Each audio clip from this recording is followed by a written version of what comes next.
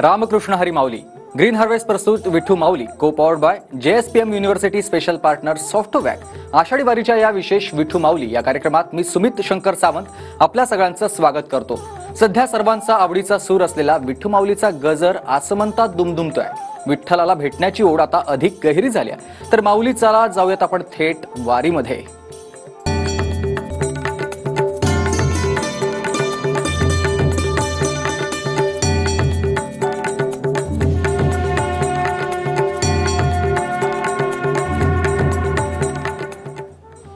मन एक करी म्हणे जाईन पंढरी उभा वाटेवरी तो पाहिन सावळा। अशी लाडक्या विठुरायाच्या भेटीची आस मनात धरून पंढरपूरच्या दिशेने वाटेनं निघालेल्या संत श्रेष्ठ ज्ञानेश्वर माऊलींच्या पालखीनं सोलापुरात आता प्रवेश केलेला आहे। सोलापुरातील अर्धपुरीमध्ये पालखीचं उत्साहपूर्ण आणि भक्तिभावाच्या वातावरणात आगमन झालं। JCBच्या सहाय्यानं संत ज्ञानेश्वर महाराज पालखी रथावर फुलांची उधळण केली। पालखी रथाच्या पुढे रांगोळीच्या पायघड्या घालत फटाक्यांची आतषबाजी करण्यात आली। यावेळी पालकमंत्री चंद्रकांत पाटील, जिल्हाधिकारी कुमार आशीर्वाद तसंच माढ्याचे नूतन खासदार धैर्यशील मोहिते पाटील उपस्थित होते आणि याचाच आढावा घेतला आमच्या प्रतिनिधींनी। संत श्रेष्ठ ज्ञानेश्वर महाराजांच्या पालखी सोहळ्याचं आगमन खरं तर आता सोलापूर जिल्ह्यामध्ये झालेलं आपल्याला पाहायला मिळत आहे। आपण बघू शकतो की सातारा आणि सोलापूर जिल्ह्याच्या बॉर्डरवरती खरं तर हे पालखी आता आलेली आहे। या पालखीवरती खरं तर JCBच्या माध्यमातून खरं तर फुलांची उधळण केली जात आहे। आपण जर आता बघितलं तर सोलापूर जिल्ह्याचे पालकमंत्री चंद्रकांत दादा पाटील असतील, नूतन खासदार असतील धैर्यशील मोहिते पाटील असतील, त्याचबरोबर कुमार आशीर्वाद जिल्हाधिकारी असतील, पोलीस अधीक्षक असतील, या सर्वांच्या उपस्थितीमध्ये जंगी स्वागत असं ह्या पालखीचं केलं जात आहे। आपण जर बघितलं तर या ज्ञानेश्वर महाराजांच्या पालखी रथाला सुंदर अशी आकर्षक फुलांची सजावट देखील करण्यात आलेली आहे। त्याचबरोबर पालखीच्या पुढच्या भागात जर आपण बघितलं तर अतिशय भक्तिमय असं वातावरण झालं आपल्याला पाहायला मिळतं। संपूर्ण रस्त्यावरती 1 किलोमीटर लांबपर्यंत रांगोळीच्या पायघड्या देखील आज घालण्यात आलेल्या आपल्याला पाहायला मिळतात। आपण बघू शकतो की या रथामध्ये खरं तर आता जिल्हाधिकारी कुमार आशीर्वाद वर बसलेले आहेत, त्याचबरोबर पालकमंत्री देखील असतील, त्यांनी देखील पालखीला हार घातलेला आहे। आपण बघू शकतो की अतिशय जल्लोषात खरं तर स्वागत होताना आपल्याला पाहायला मिळत आहे। JCBच्या सहाय्याने खरं तर फुलांची मोठ्या प्रमाणात उधळण केलेले सगळं कसं भक्तिमय वातावरण झालेलं आपल्याला पाहायला मिळत आहे। एकंदरीत हरिनामाच्या जयघोषाचे लाख आणि पडताना आपल्याला पाहायला मिळतोय। जसजसं पंढरपूर जवळ येईल तसं भाविकांच्या चेहऱ्यावरती खरं तर आनंद आपल्याला पाहायला मिळत आहे। धर्मपुरीतून कॅमेरामन विनोद सर, रवी लवेकर, TV9 मराठी। माऊलींच्या पालखी सोहळ्यातील हिरा आणि मोती या अश्वांना आता पालखीमध्ये महत्त्व आहे आणि माऊलींच्या पालखीला कर्नाटकमधून हे अश्व येत असतात। शितोळे सरकारच्या या अश्वांवरच माऊलींच्या पादुका विराजमान होतात। 1832 सालापासून पालखीची ही परंपरा आहे आणि या परंपरेबद्दल आणि कर्नाटक ते पंढरपूर असा प्रवास असणाऱ्या या अश्वांचा 200 वर्षापासूनचा इतिहास जाणून घेतला आमचे प्रतिनिधी अभिजित पोटे यांनी। माऊलींची पालखी आळंदीहून निघून जवळपास 150 किलोमीटरचा टप्पा माऊलींच्या पालखीनं आता पार केलेला आहे आणि आज माऊलींची पालखी सोलापूर जिल्ह्यात प्रस्थान करेल आणि आजचा जो मुक्काम आहे तो नातेपुतेत असणार आहे। खरं तर माऊलींच्या पालखीचं सर्वात महत्त्वाचं आकर्षण म्हणजे माऊलींचे 2 अश्व असतात, हिरा आणि मोती। हे अश्वाचं दर्शन घ्यायला देखील तेवढीच गर्दी सगळे वारकरी मुक्कामाच्या आणि विसाव्याच्या ठिकाणी करत असतात। संत श्रेष्ठ ज्ञानेश्वर महाराज पालखी सोहळ्यातील हे 2 मानाचे अश्व आहेत। एकावर माऊली स्वतः स्थानापन्न झालेले असतात आणि एकावर श्रीमंत शितोळे सरकारांचा जरी पताका असतो आणि हे माऊलींच्या पालखी सोहळ्यासाठी कर्नाटक बेळगाव येथील अंकली या गावून हे अश्व प्रस्थानापूर्वी म्हणजेच प्रस्थानापूर्वी 10 दिवस चालत येऊन 11व्या दिवशी आळंदीमध्ये दाखल होतात। आळंदीमध्ये हे अश्व दोन्ही दाखल झाल्यानंतर आळंदी संस्थान व आळंदी ग्रामस्थ यांच्याकडून हे अश्वांचं स्वागत केलं जातं आणि त्यावेळी अश्व मंदिरात जातात आणि त्यापासून माऊलींच्या पालखी सोहळ्यापर्यंत पूर्ण पंढरपूरपर्यंत हे अश्व असतात। कॅमेरापासून तुषार नावरेसह अभिजित पोटे, TV9 मराठी, नातेपुते। आषाढी वारीमध्ये वारकऱ्यांच्या सेवेसाठी TV9 मराठीची LED व्हॅन वारकऱ्यांसोबतच पंढरीची वारी करते। TV9च्या या उपक्रमामधून वारकऱ्यांचं मनोरंजन तर होतच, शिवाय अत्यावश्यक वस्तूंचं वाटपही केलं जात आहे। TV9 मराठीकडून वारकऱ्यांच्या सुविधेसाठी त्यांना ज्यूट बॅग आणि छत्री तसंच पितांबरीकडून विठ्ठल उपासना मसाला अगरबत्ती भेट म्हणून देण्यात येते।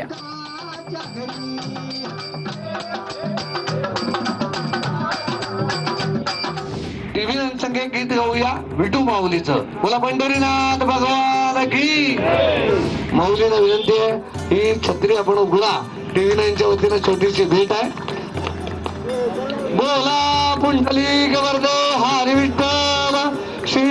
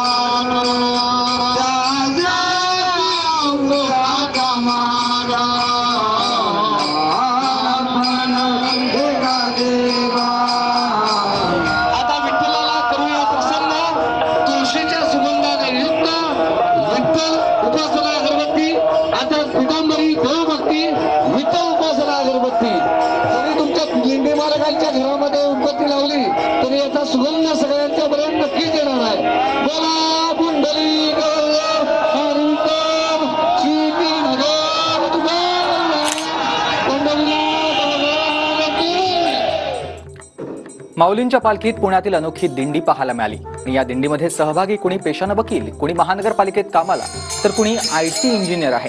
त्यातही कुणाची 6वी पिढी वारी करते, कुणी मृदुंग वाजवून 3 पिढ्यांपासून माऊलींच्या पालखीत सेवा करताय, तर कुणी 60 वर्ष वारीची ही परंपरा राखलेली आहे. याच दिंडीत गेली 60 वर्ष पालखीमध्ये चालणाऱ्या विणेकरी बाबांनी पांडुरंगाप्रती कृतज्ञता व्यक्त केली. याच वारकरी मंडळांशी संवाद साधला आमचे प्रतिनिधी अभिजित पोते यांनी. विठोबा रखुमाईच्या नामघोषाचा गजर करत आज माऊलीची पालखी जी आहे ती सोलापूर जिल्ह्यात प्रवेश करत आहे आणि सोलापूर जिल्ह्यातील पहिला मुक्काम माऊलींच्या पालखीचा नातेपुतेत असणार आहे आणि उद्या माऊलींच्या पालखीचं पहिलं गोल रिंगण जे आहे ते पार पडत असत आहे.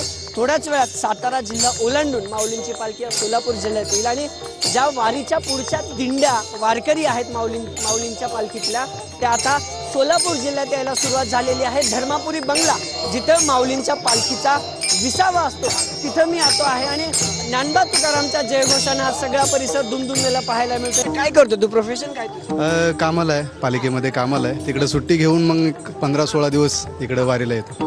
दरवर्षी तू येतो? दरवर्षी न चुकतो. कसं वाटतं दादा सगळे आपल्या रोजच्या धामधुमीतून रोजच्या संसारातून आपण माऊलींची वारी करत? काही नाही, एक वर्षभराचा आनंद आम्हाला वारीतून मिळतो. वारीत आल्यामुळे आम्हाला एक वर्षभर जगण्याची एक स्फूर्ती मिळत असते. कधीपासून करता वारी? लहानपणापासून.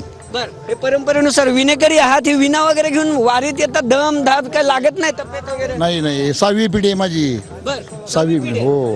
बर, हे दम वगैरे लागत असेल. नांदेडकर मंडळीची दिंडी आहे ही, 6वी पिढी आहे आजोबांची. आजोबा किती वर्ष झाले असतील हो तुम्हाला आता? माझं वय आता 72 आहे माझं. वारी कधीपासून करता? वरी 12व्या वर्षापासून. बर, म्हणजे जवळपास 60 वर्ष झालीच की. हा. कसं वारकऱ्यांच्या वेशभूषेतील लहान मुलं, पालखी मिरवणूक आणि विठू नामाचा गजर अशा वातावरणात इंदापुरात दिंडी सोहळा रंगलाय.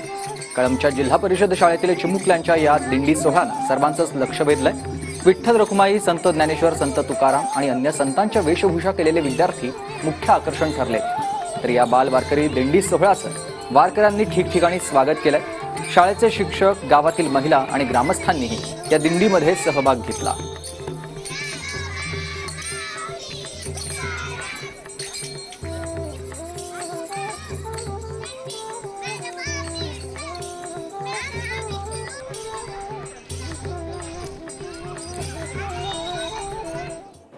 जगद्गुरू संतश्रेष्ठ तुकाराम महाराजांच्या पालखी सोहळ्यानं इंदापूरकरांचा निरोप घेतलेला आहे. पालखीचा आजचा मुक्काम नीरा नदीकाठच्या सराटीत असेल, तर उद्या संत तुकोबांच्या पादुकांचा शाही नीरा स्नान सोहळा पार पडणार आहे.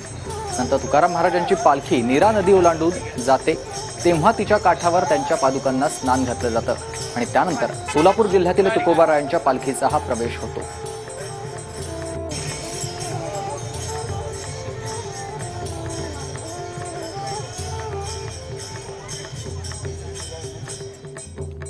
तर मंडळी, विठू माऊली या कार्यक्रमात वेळ झालेली आहे इथेच थांबण्याची.